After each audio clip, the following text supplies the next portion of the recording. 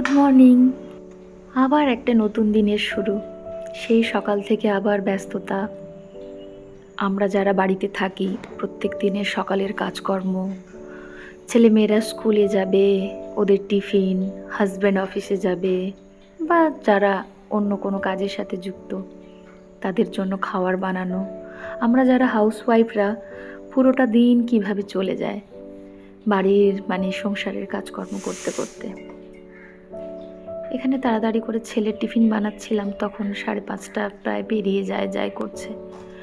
তাড়াহুড়ো করে মানে সেরকম যে বিশাল কিছু সকালে করতে পারি সেরকমটা হয়ে ওঠে না।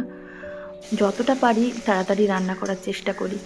আর সত্যি কথা বলতে আমি খুব তাড়াতাড়ি রান্না করতে পারি। এটা আমি বলছি না, এটা আমার সারাউন্ডিংসে থাকা অনেক মানুষজনই বলে।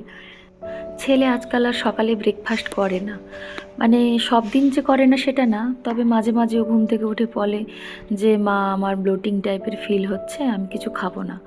তো ওই একটু চ্যবনপ্রাশ, মধু এটা খেয়ে আর গরম জল খেয়ে বেরিয়ে গেল। এখানে হাজব্যান্ড বাজারে গিয়েছিল, তো এই মাছটা কোনো দিনই আমরা খাই না, কখনো কেনা হয় না। তো কিনেছিল, তার জন্য ও ভিডিও বানিয়ে নিয়ে এসেছিলো, দেখাবে বলে ছেলেকে। আর এটা ছিল আমাদের আজকের মাছ মাংসের বাজার।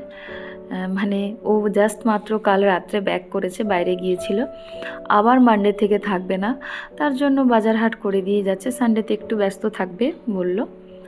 তো যাই হোক, এখানে জ্যান্ত ট্যাংরা মাছ আছে, আর বাম মাছ, আর সিলভার কাপ, আর ছিল কই মাছ, আর ছিল মাটন, আর লেবু।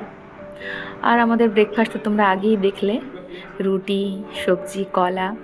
কিন্তু হ্যাঁ, আমি বলি, আমি কিন্তু ওটা খাইনি। আমি কি খেয়েছি দেখো, ওই যে ওই দিন দেখিয়েছিলাম তোমাদের ফ্রেশ নলেন গুড়, বোলপুর থেকে এসছে, শান্তিনিকেতন থেকে, ওই গুড়টা সাথে রুটি আর দুধ। এটা আমার একটা খুব পছন্দের ব্রেকফাস্ট, দুধ, রুটি আর সাথে গুড়।